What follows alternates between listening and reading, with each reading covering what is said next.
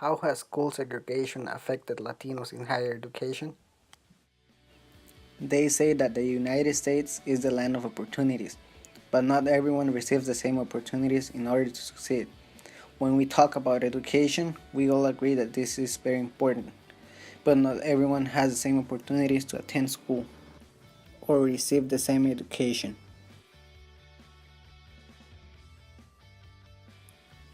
This graph represents the college competition by race and ethnicity in the year of 2014. And even though the Latino college enrollment has increased, only about 15% of Latinos are receiving bachelor's degrees compared to 22% of blacks, 44% of whites, and 63% of Asians. As we can see, there's a really big difference. But why are we seeing these results? If today Latino students don't receive the proper education, then they won't be able to make it into college. And if they do, they will be completely lost because nobody mentored them on what to do and what not to do.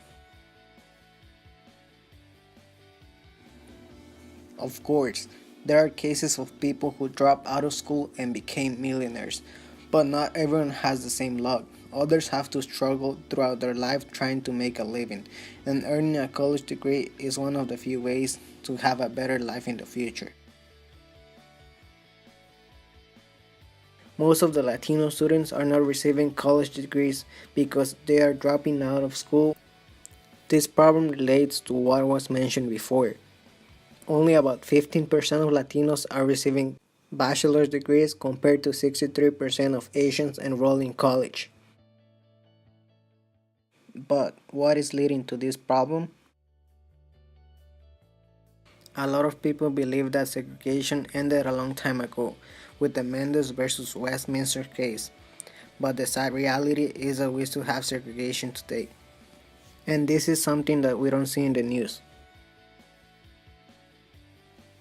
Instead of moving forward, it looks like we are going back in time. In the past, African American students were the most segregated, but it has changed. Now, Latinos are the most segregated group in California and the United States. Latinos and African Americans tend to perform worse on tests, and this is due because of the residential segregation and the racial economic inequality. Today, to be an average Latino student in California, it means that you're likely to attend a school that is 80% non-white with high rates of concentrated poverty.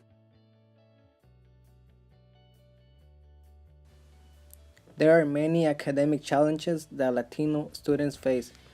A couple of them include not receiving enough federal aid, lack of communication skills, lack of parent support, and the lack of support from school staff.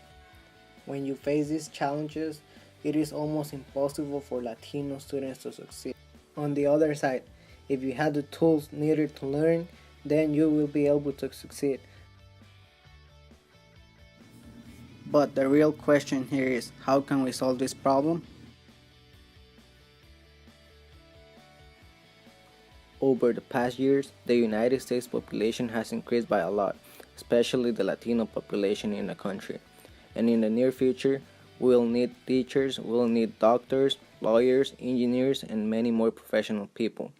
That is why today we need to prepare young generations of students. This problem won't be easy to fix, but if we all work together, then we will be able to make it. If we want to see a change, then we can start by writing letters to the Department of Education in the United States and in California. If no one talks about this topic, then no one is going to know that this is a serious problem that needs to be fixed out of many in the country. In these letters, we should mention the main problem and the way it is affecting Latinos in higher education, as well as showing data to confirm that this is a serious problem. We should also suggest the creation of more programs where students and parents get involved in school, asking for more federal aid so that students have the right materials to learn and be prepared for higher education. It won't be easy, but if we all work together, then at the end of the day, we will see the changes.